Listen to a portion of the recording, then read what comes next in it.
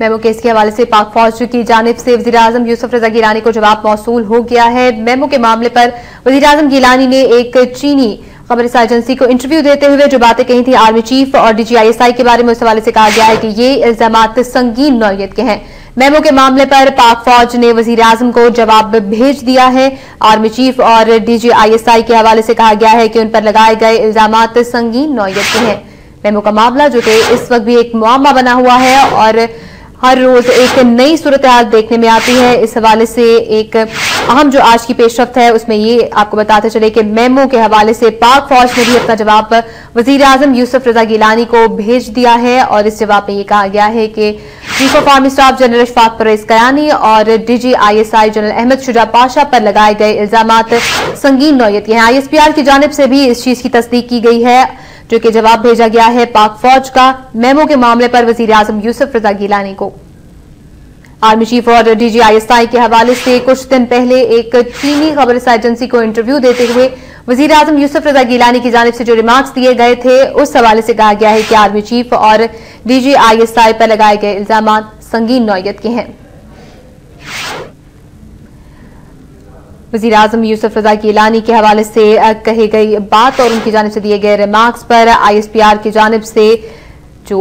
इस वक्त अब से कुछ ही देर पहले तस्दीक की गई है। ISPR की जानिब से जो रद्द-ए-अमल सामने आया है उसमें कहा गया है कि मेमो के हवाले से जो इल्जामात और जो बातें वज़ीर-ए-आज़म यूसुफ रज़ा गिलानी की जानिब से कही गई हैं DGISI और army chief general Ashfaq Parvez Kayani के हवाले से वो अहम नौयत के इल्जामात हैं, संगीन नौयत के इल्जामात हैं और इन चीज की तरदीद की गई थी इससे पहले भी। और ISPR की जानिब से बाकायदा तौर पर ये जो रद्द-ए-अमल सामने आया है वज़ीर-ए-आज़म यूसुफ रज़ा गिलानी के इल्जामात के हवाले से कहा गया है कि ये इल्जामात संगीन नौयत के हैं। मेमो के मामले पर जो जवाबात सुप्रीम कोर्ट में दाखिल करवाए गए थे, तमाम फरीकैन को जो सुप्रीम कोर्ट ने नोटिस जारी किए थे और DGISI और आर्मी चीफ की जानिब से भी सुप्रीम कोर्ट में जो बयानात जारी किए गए थे और जो बयानात जमा करवाए गए थे उस हवाले से वज़ीर-ए-आज़म गिलानी ने कुछ रिमार्क्स दिए थे अब से चंद दिन पहले एक चीनी खबर एजेंसी को इंटरव्यू देते हुए और उन रिमार्क्स पर, उन बातों पर जो कि वज़ीर-ए-आज़म यूसुफ रज़ा गिलानी की जानिब से कही गई थी ISPR की जानिब से बाकायदा तौर पर रद्द-ए-अमल जो सामने आया है उसमें यह कहा गया है कि आर्मी चीफ और DGISI के हवाले से इस किस्म की बातें बोलना संगीन इल्जामात हैं। Army chief general Ashfaq Parvez Kayani और DGISI अहमद शुजा पाशा इनकी जानिब से इनके पर जो इल्जामात पर लगाए गए थे, जो बातें कही गई थी, इस हवाले से जो रिमार्क्स दिए गए थे वज़ीर-ए-आज़म यूसुफ रज़ा गिलानी के हवाले से ISPR ने उस चीज पर रद्द-ए-अमल का इजहार किया है और शदीद रद्द-ए-अमल का इजहार करते हुए ये कहा गया है कि ये इल्जामात संगीन नौयत के हैं। मुल्क के दो अहम इदारों के चीफ्स और उनके सरबराह DGISI और चीफ ऑफ आर्मी स्टाफ के हवाले से जो बात मुल्क के चीफ एग्जीक्यूटिव वज़ीर-ए-आज़म यूसुफ रज़ा गिलानी की जानिब से गैर मुल्की खबर एजेंसी को इंटरव्यू देते हुए कही गई थी बात, उस पर ISPR का बाकायदा रद्द-ए-अमल आज सामने आया है और इस रद्द-ए-अमल में कहा गया है कि दो अहम ओहदों पर फाइज जनरल अशफाक परवेज कयानी और DGISI अहमद शुजा पाशा पर लगाए गए ये इल्जामात संगीन नौयत के हैं।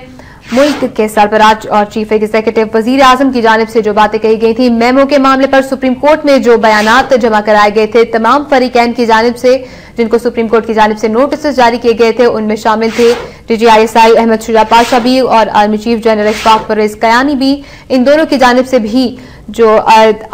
जवाब जमा कराए गए थे सुप्रीम कोर्ट में, उस पर रद्द-ए-अमल का इजहार करते हुए वज़ीर-ए-आज़म यूसुफ रज़ा गिलानी की जानिब से जो बातें कही गई थी एक चीनी खबर एजेंसी को, उस पर ISPR की जानिब से भी बाकायदा तौर पर रद्द-ए-अमल का इजहार किया गया है और कहा गया है कि ये इल्जामात संगीन नौयत के हैं।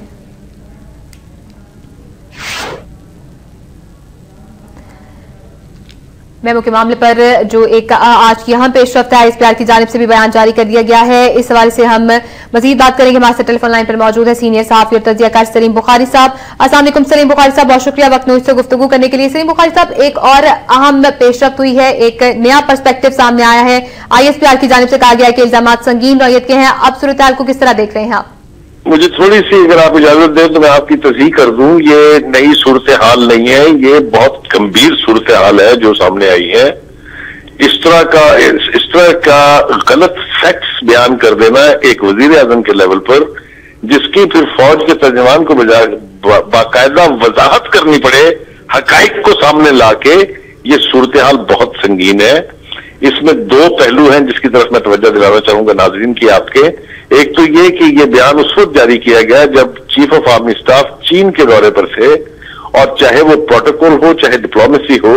इस तरह का बयान कभी किसी की गैर मौजूदगी में और खास तौर पर दोस्त मुल्क के दौरे के नहीं देना चाहिए था।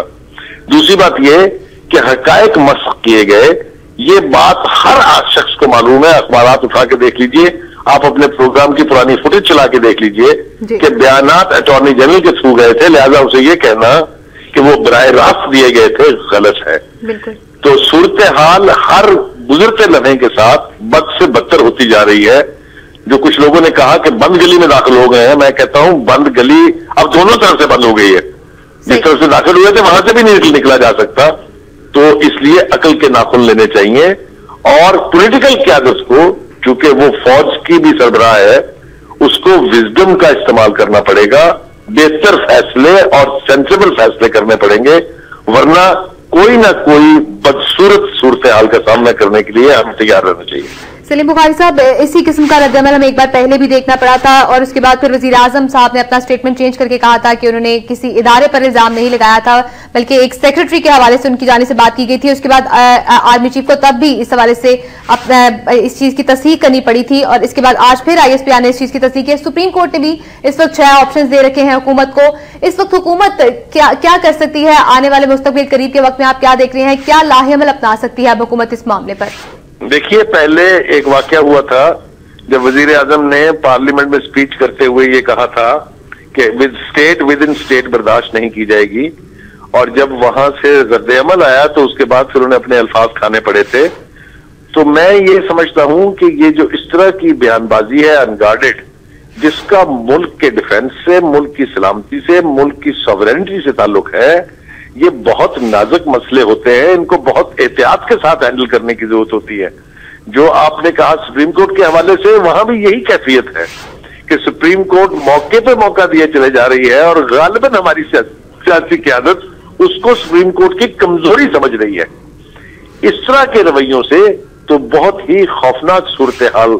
हो जाएगी। वो जो लोग कह रहे हैं, जो एक तासुर पाया जाता है कि किसी वक्त भी कुछ होने वाला है,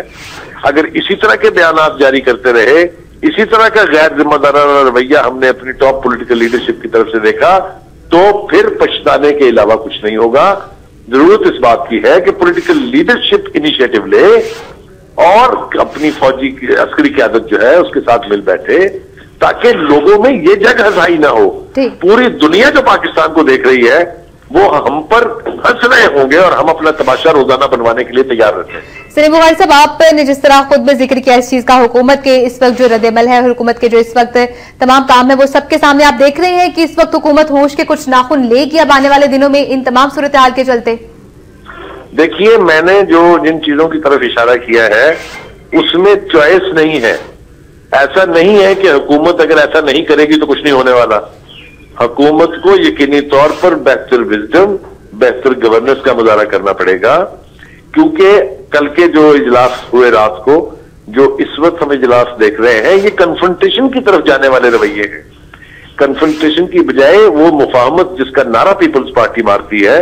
उसको इस्तेमाल करके सूरत हाल को काबू करने की कोशिश की जानी चाहिए before it is too late.